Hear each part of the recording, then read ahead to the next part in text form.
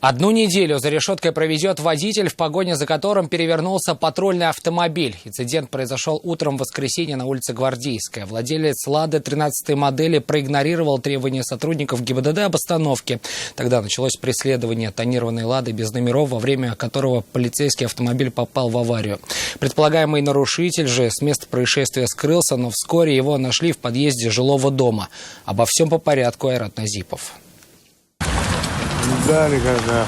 Это последствия погони за водителем «Лады» 13-й модели. Началась она на улице Гвардейская, когда предполагаемый виновник аварии, едущий без государственных номеров, не остановился по требованию сотрудников ГИБДД. Тогда же инспекторы и начали преследование. Погоня закончилась так же быстро, как и началась. На пересечении с улицей Патриса Лумумбы патрульный автомобиль столкнулся с Hyundai Solaris, водитель которого, по предварительным данным, не уступил дорогу полицейской машине с включенными маячками и спецсигналом. Как итог, «Лада Приора» перевернулась, а водитель 13-й скрылся с места происшествия. По дороге-то уберите обломки свои.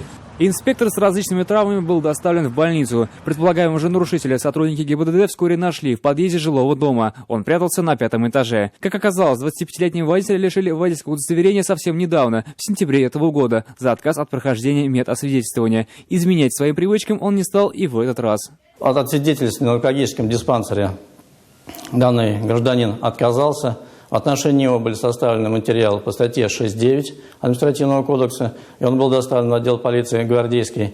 Также в отношении него был составлен административный материал по 12.26, часть 2, за управление транспортным средством, будучи лишенным состояния алкогольного опьянения. Решение мирового судьи Советского района задержанного арестовали на 7 суток. Кроме того, решается вопрос о возбуждении уголовного дела по статье «Нарушение правил дорожного движения лицом, подвергнутым административному наказанию». Максимальное наказание предусматривает до 2 лет лишения свободы.